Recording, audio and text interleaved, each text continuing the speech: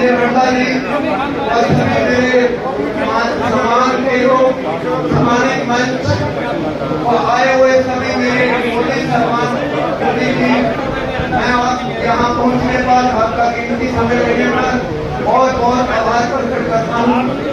आपके सामने आपको मालूम है कि भारतीय जनता पार्टी ने 10 साल के अंदर इंडिया को और हरियाणा को देश के मुख्यमंत्रियों तक ले गए।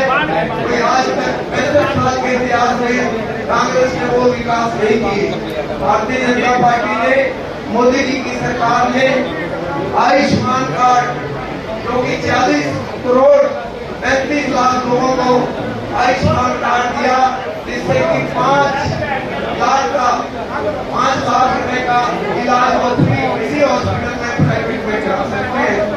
इस प्रकार से उन्होंने 85 करोड़ 40 लाख लोगों को राशन वितरण फ्री हर प्रकार से, 9 करोड़ 17 लाख सिलेंडर जो कि हर एक गरीब आदमी को, हर एक परिवार को जो कि गरीब परिवार में आते हैं उनको फ्री सिलेंडर और 500 रुपए का गैस सिलेंडर। हरियाणा के अंदर कोई पर्ची नहीं, कोई पर्ची नहीं। नौकरियां जितनी भी लगी, 2 लाख या 3 लाख जितनी भी नौकरियां लगी, वो सब बगैर पर्ची और पर्ची के लगी। इस प्रकार से भारतीय जनता पार्टी ने देश का विकास किया, जो कि 65 साल के इतिहास में नहीं हुआ। 5 आपको मालूम होगा कि हमारे देश के अंदर 8 करोड़ लोगों को, गरीबों को फ्री मकान दिया, जो कि बहुत बड़ी उपलब्धि है। इस प्रकार से हमारे 3000 जो कि 3000 रुपए पेंशन दी जाती है, वो बहुत बड़ी उपलब्धि है। ये कोई छोटी उपलब्धि तारीख को भारतीय जनता पार्टी पर मोहर लगाएं, कमल के फूल को खिलाएं। 1 नंबर पर हमारा वोट बेल्ट पर 1 नंबर बटन है और आप 1 नंबर बटन दबाकर भारत को भी, हरियाणा को भी और अपने आप को भी विकास की ओर ले जाएं। धन्यवाद। जय हिंद।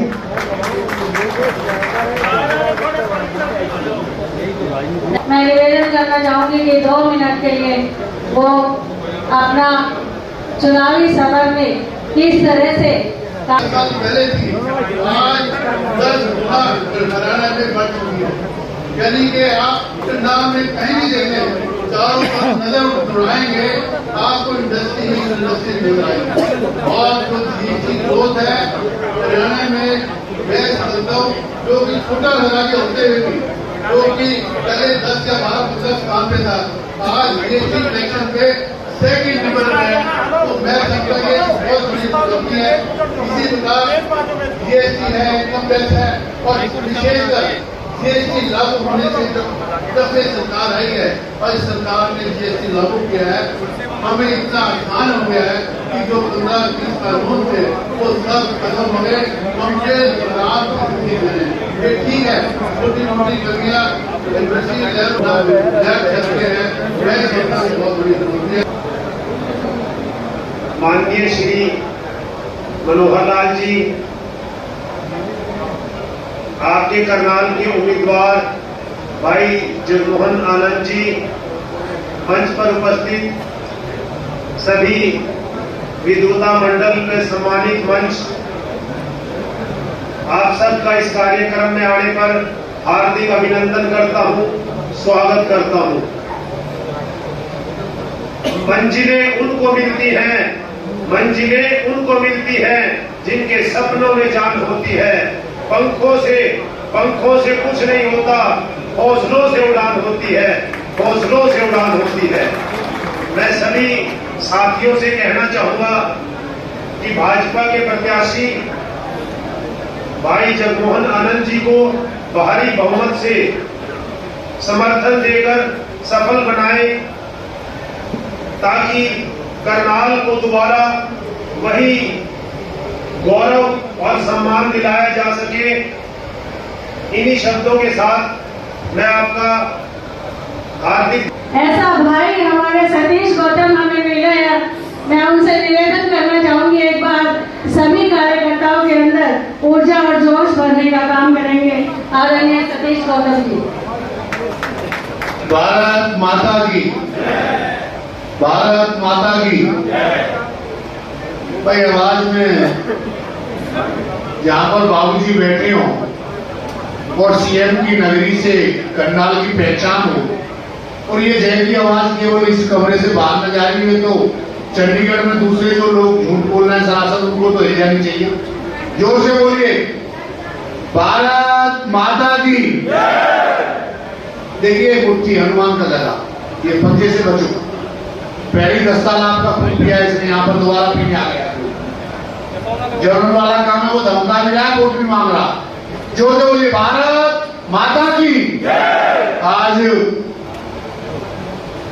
प्रबुद्ध नागरिक सम्मेलन में मंच पर विराजमान हमारे हरियाणा के पूर्व सीएम, हमारे केंद्रीय मंत्री बाबूजी, मंच पर विराजमान भारतीय जनता पार्टी के जिला अध्यक्ष ब्रज गुप्ता जी, मंच पर विराजमान भारतीय जनता पार्टी के प्रत्याशी जगमोहन आनंद जी और कुशल मंच का संचालन कर रही मेरी बड़ी बहन रेणुबाला गुप्ता जी, सम्मानित मंच, प्रबुद्ध सम्मेलन में आए समाज के सभी प्रबुद्धजन, मैं सभी का हार्दिक स्वागत, वंदन और सभी का अभिनंदन करता हूं। जिस तरह से आज मुझे पार्टी की तरफ से चुनाव में यहां पर चुनाव में एक संगठन के रूप में मुझे जिम्मेदारी दी है बाबूजी के द्वारा, उसी संगठन में मुझे भी करनाल देखने का मौका मिला। जिस तरह से करनाल का विकास जिस तरह से हुआ है वो आपके सामने। बाबूजी लोग ये तो सब कहते हैं कि अगर विकास, मैंने तो स्वयं मेरे यहां से आपके यहां पर कम से कम 400 ट्रक रोज आता है धान, और लोग मिलते हैं यहाँ पर और मुलाकात होती है। अलीगढ़ से करनाल का टच भी बहुत है। जिस तरह से विकास, बहनूत शासन और जो पर्ची नो पर्ची वाला सिस्टम हरियाणा में किया है, वो बाबूजी आपने बहुत बधाई के पात्र हैं। गरीबों के बच्चे एक नौकरी में लगे बिना पर्ची के, ये बहुत बड़ी उपलब्धि है। और जिस तरह से मैं निवेदन करूंगा, समाज के प्रमुख, समाज के लोग जो अभी भी समाज का नेतृत्व करते हैं, जिस तरह से डबल इंजन की सरकार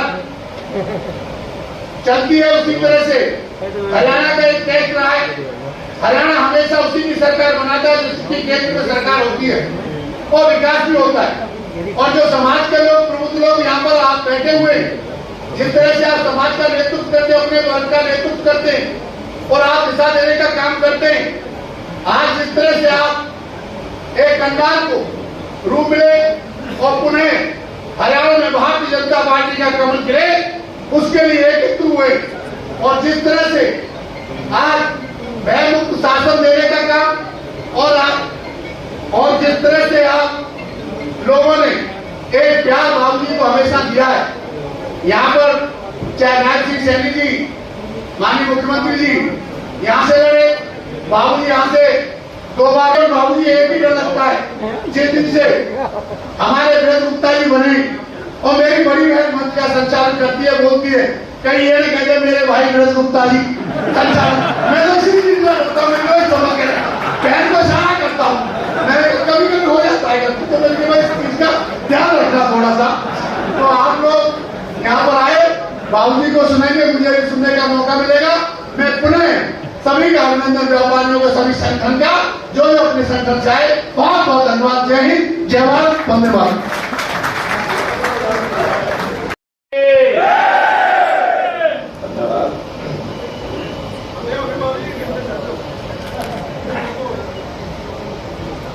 आज मैं निश्चित रूप से कह सकता हूं कि हरियाणा भर में घूमते हुए तो अलग प्रकार के संबोधन होते हैं, अलग प्रकार की बातचीत होती है, लेकिन जब करनाल आता हूँ तो मेरे भाव पूरे बदल जाते हैं। करनाल ऐसा लगता है जैसे अपना परिवार उसमें काज आया। अभी ठीक है कि मंच पर बैठे हुए लोग, सामने बैठे हुए लोग, सबकी अपेक्षा होती है कि मंच संबोधन से शुरू होगा, इसका नाम लिया जाएगा, मेरी चिंता शुरू हो जाती है सुनकर। मेरा नाम तो लिया नहीं, मेरा नाम तो भूल गए, मैं तो सामने ही बैठा था। तो जो औपचारिकता को मैं इतना सीमित करता हूँ क्योंकि व्यवस्थाएं होती है पार्टी की, तो हमारे पार्टी के नए अपने कार्यकारी जिलाध्यक्ष, उनका नाम लेना ही चाहिए, हमारे अपने वर्तमान के जिलाध्यक्ष राणा जी चुनाव होता है। जिले की व्यवस्थाओं को ठीक प्रकार से वैसे तो पहले भी हम संभालते ही हैं, पहले शायद जिला कोषाध्यक्ष थे और अब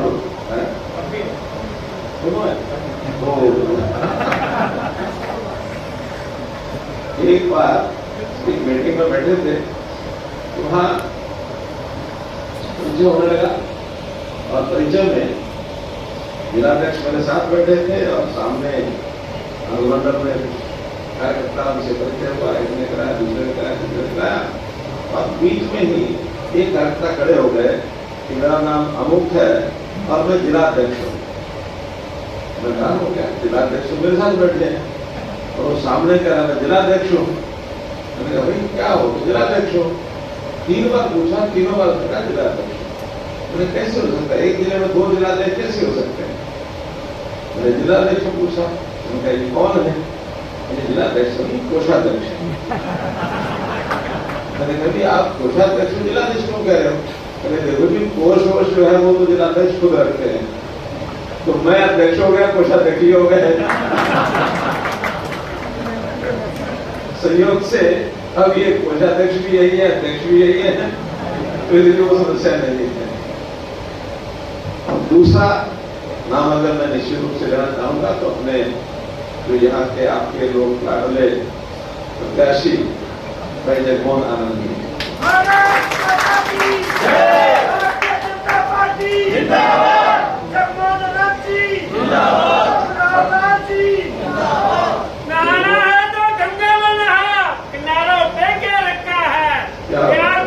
जगमोहन के पास इशारों में क्या रखा है? अब जगमोहन आनंद जी एक प्रकार से उसी भूमिका में आ रहे हैं जिस भूमिका में कभी पूर्व काल में रहे हुए लोगों को अपना पूर्वज कहते हैं। तो हमारे पूर्वज यहाँ हमारे मेहता जी बैठे सुनने लगे तो, क्योंकि जो भूमिका उस समय मेहता जी ने भाई शशिपाल जी मेहता जी ने, वही भूमिका बाद में हमारे से लोगों को मिल गई, वही भूमिका बाद में नायक सिंह सैनी जी को मिल गई, और वही भूमिका निभाने के लिए जगमोहन आनंद जी करें।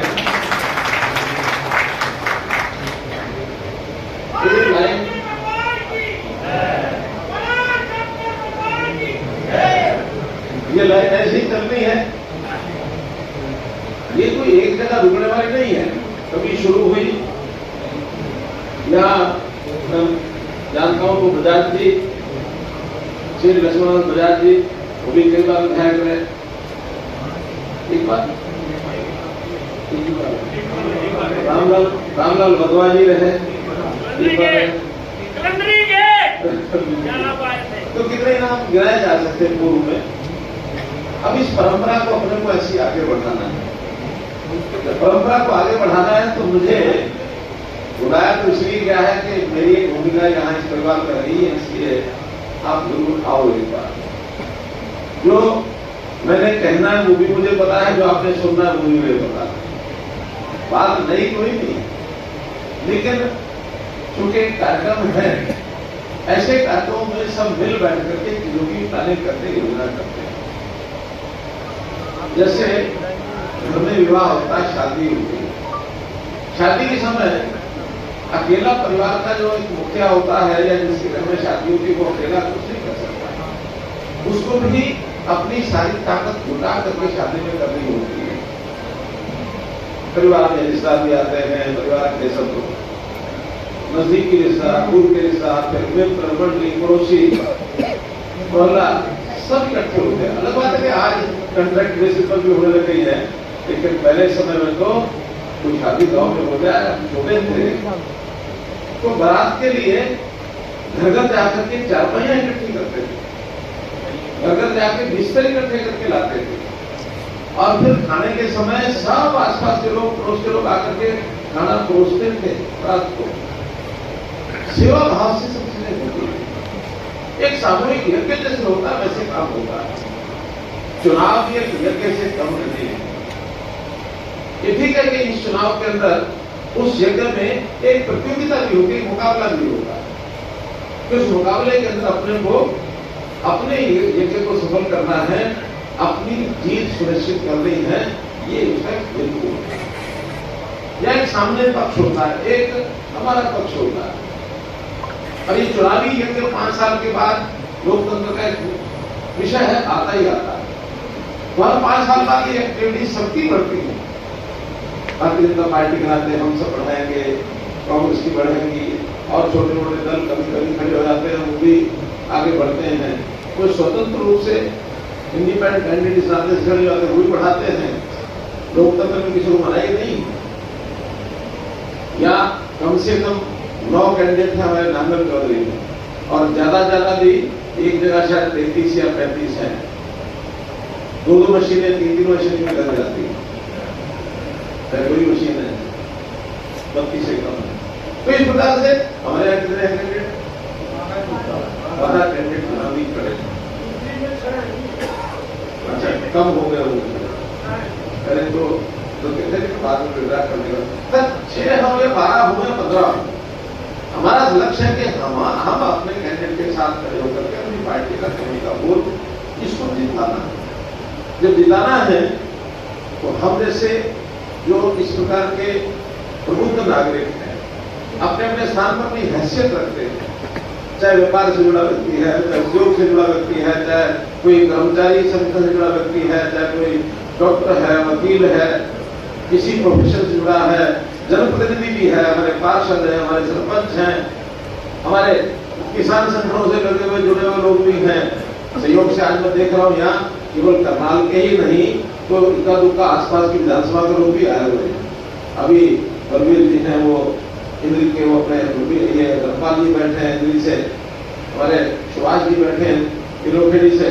तो ऐसे कुछ कार्यकर्ता अपने आसपास से भी आए हैं। अच्छी बात है, कई बार उत्साह होता तो हम, हालांकि मैं विधानसभाओं में जाऊंगा, लोकसभा की 9 की 9 विधानसभाओं में मुझे एक बार दायित्व सम्मेलन में जाके आऊंगा।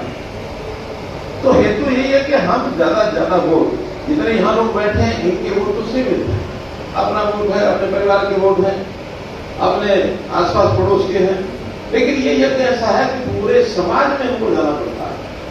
हमारी विधानसभा की बाउंड्री है, हर एक विधानसभा की बाउंड्री है, और 2-2 लाख 2.5 लाख वोट है। तो 2.5 लाख वोटों को आगे जाकर के उनसे वोट लेना है तो वोट प्राप्त करने का, मांगने का कोई आधार तो होना चाहिए। जब वोट उसे मांगेंगे तो क्यों मांगेंगे, इस बात को ध्यान में रखते हुए चीजों को आगे बढ़ाएंगे तो निश्चित रूप से जीत तो हमारी अच्छे माध्यम से कैसे हो, इसकी भी हमको चिंता करनी है। पिछले लगातार हम चुनाव यहाँ जीत रहे हैं, और उस चुनाव को जीतने में जो अनुभव हमारे पिछले हैं उनको सामने रख करके आगे बढ़ना है। तो उसके आधार क्या है? पहला आधार तो कांग्रेस हारने की ओर आगे बढ़ रही है, भाजपा जीतने की ओर आगे। हमको तीसरी बार अपनी सरकार बनानी है भारतीय जनता पार्टी की, और ये हमें लगातार तीसरी बार सरकार को रिपीट नहीं किया गया। ये पहला मौका होगा कि भारतीय जनता पार्टी की सरकार तीसरी बार हरियाणा में। 2 बार का तो रिकॉर्ड कांग्रेस का हमने तोड़ दिया, 2 बार हमने बना दिया, लेकिन अब तीसरी बार हमारी बनेगी तो हमारा अपना रिकॉर्ड स्थापित होगा। अब इसमें कांग्रेस क्यों हार रही है, उसकी पैमाना क्या है, भाजपा क्यों जीत रही है, इसके दो महत्वपूर्ण बिंदु बताता हूं।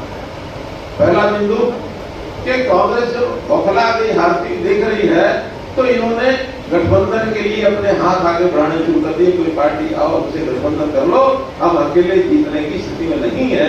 इन्होंने हाथ आगे बढ़ाया। ये अलग बात है कि जिनके सामने हाथ इन्होंने बढ़ाए उन्होंने आगे हाथ बढ़ाने से मना कर दिया। इनके साथ गठबंधन कोई आया नहीं। ये सत्य है कि नहीं? ये तथ्य है कि नहीं है? तथ्य है। दूसरा तथ्य कि कांग्रेस में जिस प्रकार का एक दूसरे के ऊपर गाली गलौज कर रहे हैं, इनके दावेदार भूपेंद्र सिंह हुड्डा, घर में लड़ाई है, वहां दीपेंद्र हुड्डा भी दावेदार है, बाप बेटे की भी लड़ाई शुरू हो गई है। वो चाहता था कि मैं विधानसभा का चुनाव लड़ूं, भूपेंद्र हुड्डा मना करते हैं विधानसभा चुनाव मुझे नहीं लड़ना, अभी तो मैं करता हूं। दोनों को अलग कर दो, वो तो आप ही हो जाएंगे। हमारी एक बहन इनके पार्टी में वो भी अपना रोल कर रही थी और उनको गालियां तक देने लग गए।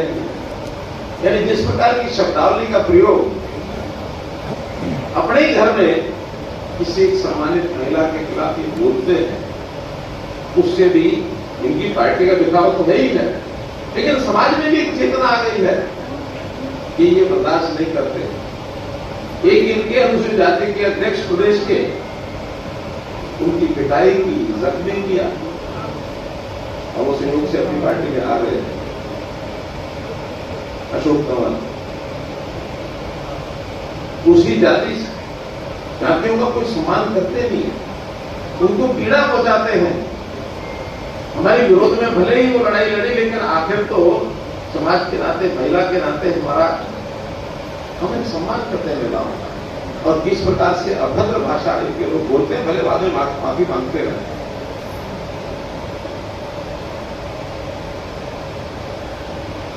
वो इसी प्रकार से उनकी अपमान करने का एक स्वभाव बना, मानते हैं, करते हैं। तो उनके यहां कोई स्पष्ट नहीं है कि कौन मुख्यमंत्री होगा। शैलजा की बात मैं कर रहा हूं, उसका अपमान भी कर रहे हैं। सुरजेवाला वो अपने आप में मैं मुख्यमंत्री बनूंगा, और जब वहां मुख्यमंत्री के इनके भ्रम टूट जाते हैं तो ये भी फिर अलविदा करने में देर नहीं लगाते हैं, बाय बाय करने में देर नहीं लगाते हैं। कुछ सवाल ही हमारे पास, बाकी भी लाइन में खड़े हैं कि हमें तो मुख्यमंत्री नहीं बनना, हमको तो एक ऐसी पार्टी दिख रही है जो सदाचारी है, जो व्यवहारिकता जिसकी अच्छी है, जो देश के बारे में सोचते हैं, समाज के बारे में सोचते हैं। वहां व्यक्तिगत झगड़े ये नहीं है कि लूटो खुचूटो जेल में डालो। भारतीय जनता पार्टी से ये निश्चित प्रतिष्ठितता ये सब लोगों को कांग्रेस में उनकी बनी हुई। तो दूसरा ये कारण। तीसरा कारण है 2004 से लेकर 2024 तक का मैं एक इतिहास बताता हूं। 20 साल का 2004 में हमारी सरकार अटल जी की केंद्र से चली गई। केंद्र में किसकी सरकार आई थी? किसकी आई थी? यूपीए कांग्रेस। तो विधानसभा में किसकी आई? कांग्रेस। 2009 में केंद्र में किसकी आई? कांग्रेस की। विधानसभा में किसकी आई? 2014 में केंद्र में किसकी आई? भाजपा की। प्रदेश में किसकी आई? 19 में केंद्र में किसकी आई? भाजपा। प्रदेश में किसकी आई? अब 24 में केंद्र में किसकी है? भाजपा। तो 24 में हरियाणा में किसकी रहेगी?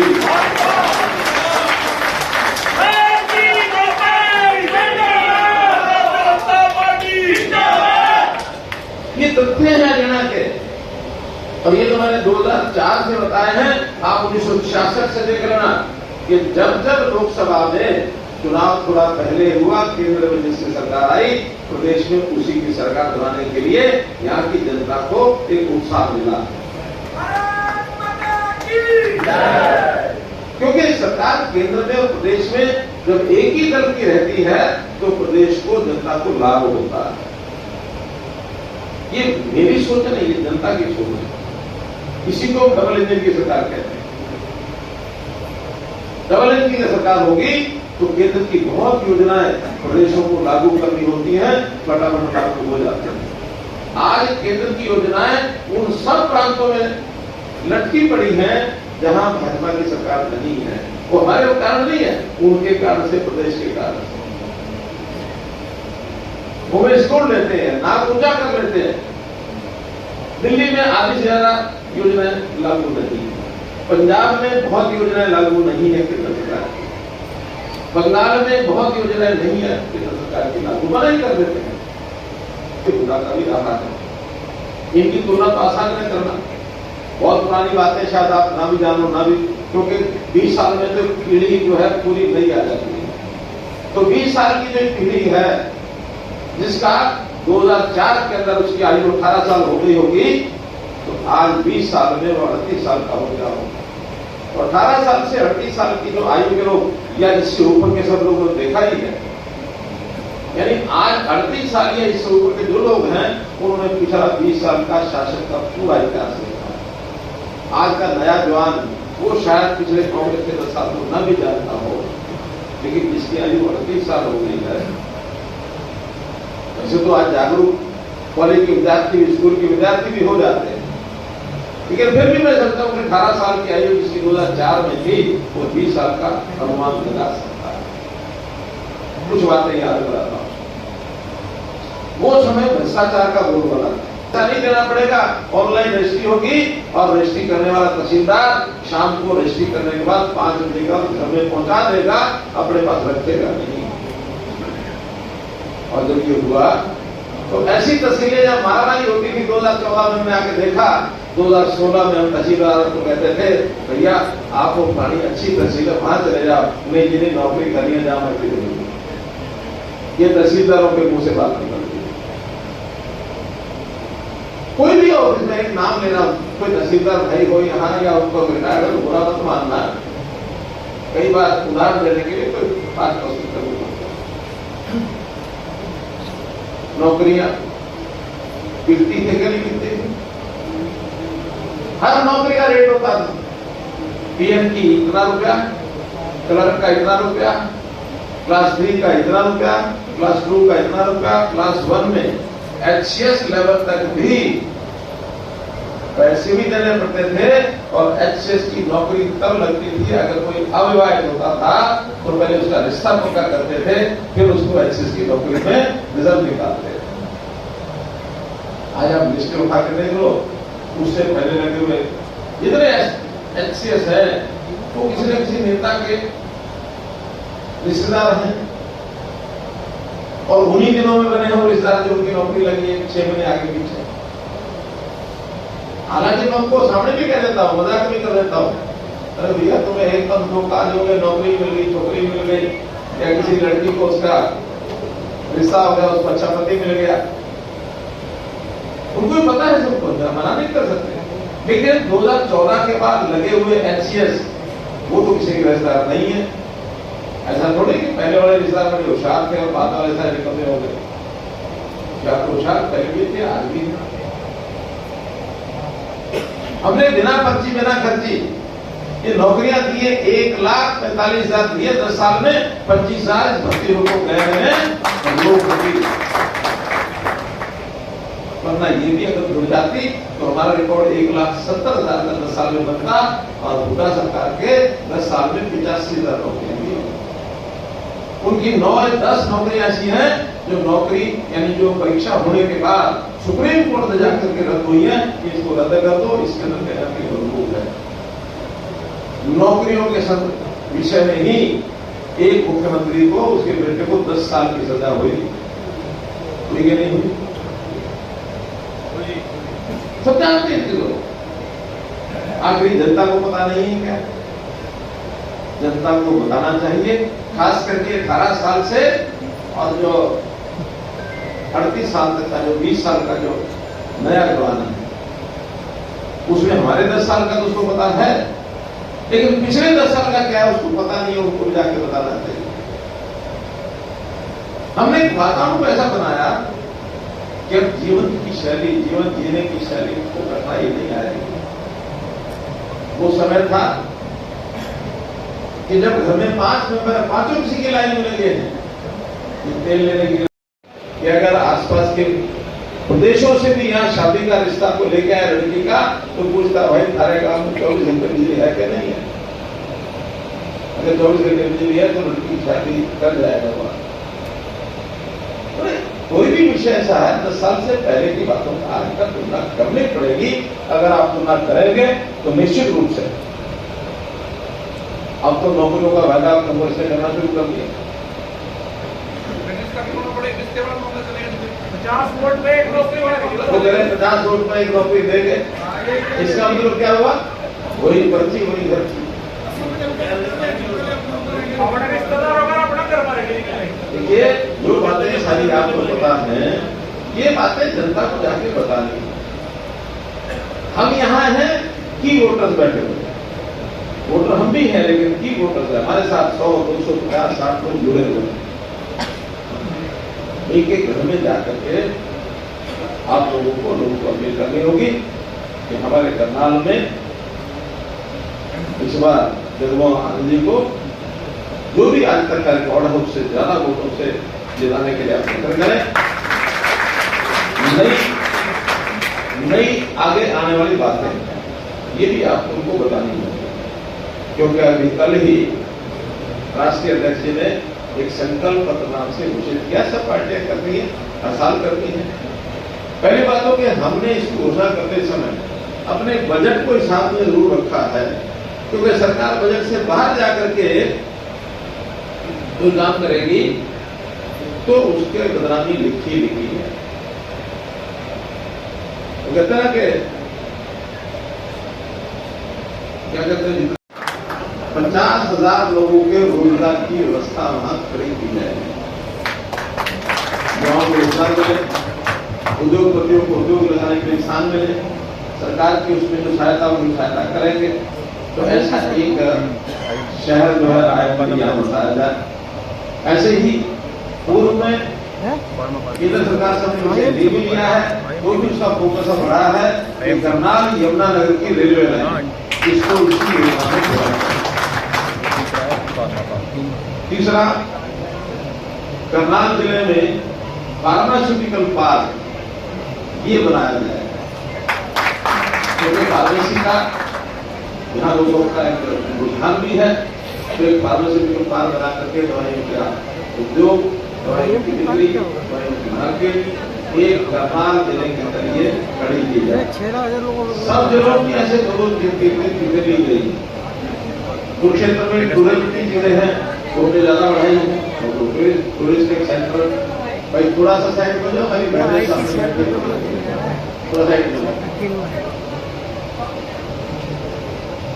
ऐसे ही हरियाणा के अंदर बहुत सी ऐसी योजना है। युवाओं को नौकरियों का विशेष ध्यान, सरकारी नौकरी में भी अभी तो 10 साल में हमने 1,70,000 की बात की है। अगले 5 साल में 2 लाख नौकरियां जो है युवाओं को सरकारी नौकरियां। और पूरे हरियाणा में जैसे मैंने 50,000 IMT करनाल की बात कही है, ऐसे 10 IMT पूरे हरियाणा में बनेंगे तो 5 लाख नई नौकरियों के अवसर उद्योग जगत में ये उपलब्ध कराया जाएगा। तो मित्रों, हर एक क्षेत्र का आपके पास बहुत जल्दी जो अपना संकल्प पत्र है, जिसको सामान्य भाषा में घोषणा पत्र कह देते हैं, उसकी काफियां छप करके अब यहाँ पहुंचने वाली है। सब उसको वैसे नेट पर भी डाउनलोड की जा सकती है, तो नेट पर उपलब्ध हो गया है। नेट पर उपलब्ध हो गया, उसको एक बार पढ़ेंगे तो कम से कम 400 बिंदु ऐसे हैं जिन बिंदुओं पर कोई ना कोई बात किसी न किसी बात की हर एक विभाग की गई है, चाहे वो किसान हो, चाहे महिलाएं हो, चाहे युवा हो, चाहे खेल हो, चाहे स्वास्थ्य हो, मेडिकल की 2014 में कुल हरियाणा में सीटों का जो MBBS का एडमिशन होता था फर्स्ट ईयर में, वो 700 या 750 सीटें थी, जो इस समय अब 2300 सीटें इस समय एडमिशन चल रहे हैं साल, यानी 3 गुना से ऊपर। और ये सीटें अब आने वाले 5 साल के अंदर जितने मेडिकल कॉलेज और जिलों में बढ़ने हैं, तो 3,500 MBBS की सीटों पर एडमिशन हुआ करेगा 5 साल में, यानी लगभग 5 गुना। क्योंकि डॉक्टर्स की कमी यहाँ हमेशा बनी रही है। उन डॉक्टर्स की कमी को कैसे समाप्त किया जाए, उसको कैसे डॉक्टरों की संख्या पूरी की जाए, इस ओर भी थोड़ा ध्यान दिया जा रहा है। एक से बढ़कर के खेती के अलग, मेडिकल के अलग, टूरिज्म के अलग, एक 10,000 एकड़ का खुद नागरिक सम्मेलन में आए हुए सभी महानुभावों का मैं आभार प्रकट करता हूँ। मेरे आदर्श माननीय केंद्रीय मंत्री श्री मनोहर लाल जी का मैं हार्दिक धन्यवाद और आभार प्रकट करता हूँ। इस चुनावी सभा में वो मुझे आशीर्वाद देने के लिए पहुंचे और कर्नाटक के सभी प्रबुद्ध नागरिकों का मैं हाथ जोड़ करके अपील करता हूँ कि भारतीय जनता पार्टी भाजपा को जगमोहन बच्चे को आशीर्वाद दें और भारी बहुमत से यहाँ से जितवाएं। आपका बहुत बहुत धन्यवाद। आप सबका भोजन के ऊपर है, फिर भोजन लेकर के जाए।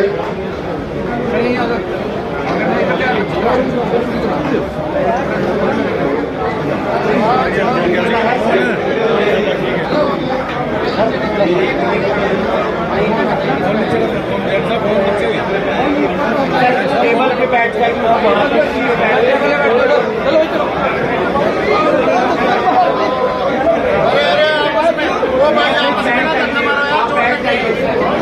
आराम से भाई, आराम से।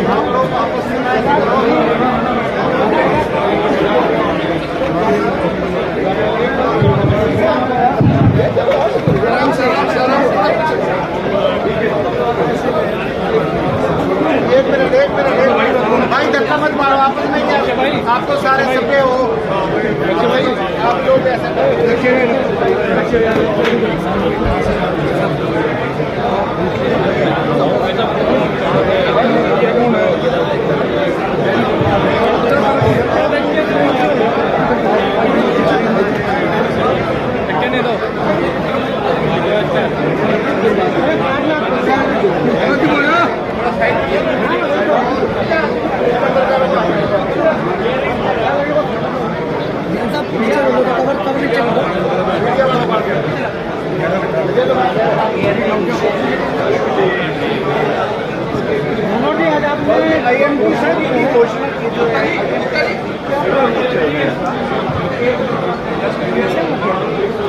इंडस्ट्रियल मॉडल टाउनशिप ये IMT होती है।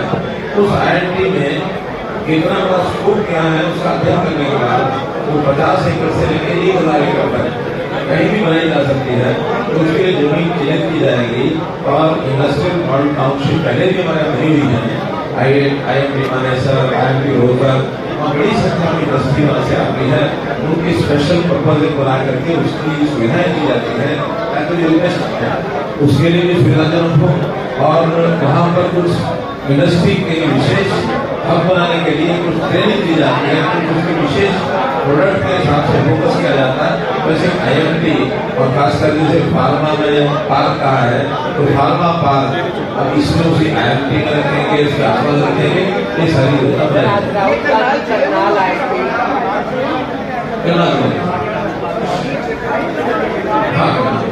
आज राहुल गांधी करनाल आए थे, आराम से आए और एक व्यक्ति है जिनका अमेरिका में हादसा हो गया था, उनके परिवार वालों को किस तरीके से आए समय चल रहा है।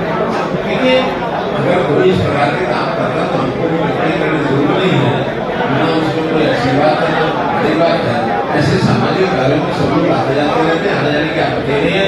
हाँ, इतनी बात जरूर है कि ऐसा अवसर होता है जहाँ व्यक्ति वहाँ सहानुभूति प्रकट करने जाता है तो उनके सेल्फी में पहले करवाता है, सेल्फी करने का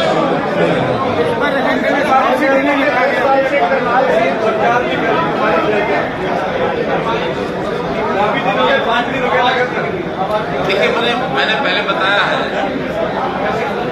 पहले बताया है कि इनके घर के विवाद ये जग जाहिर हो चुके हैं। अब वो प्रचार करती है कि नहीं करती है ये उनके ऊपर निर्भर करता है, लेकिन अगर वो प्रचार नहीं करने जा रहे हैं तो उनके मन की तकलीफ को मैं समझ सकता हूँ और वो तकलीफ केवल उनकी नहीं है, वो तकलीफ अनुसूचित जाति के पूरे समाज की वो तकलीफ है और ये तकलीफ को जो उन्होंने दी है उसका खामियाजा कौन अनिल विज जी ने भी दावेदारी पेश कर दी कि हम भी मुख्यमंत्री। जब मैं 2014 में यहाँ चुनाव लड़ा था तो आप ही लोगों ने कहा था कि प्रदेश के 8 में दावेदारी पैदा कर रहे हैं अपनी। मैंने उस समय कहा था कि 8-9 कम है। 90 के 90 विधानसभा क्षेत्रों में जो पार्टी के चुनाव लड़ रहे हैं सभी को अपनी दावेदारी करनी चाहिए। हो सकता है उस दावेदारी से कुछ लाभ होता हो जाएगा।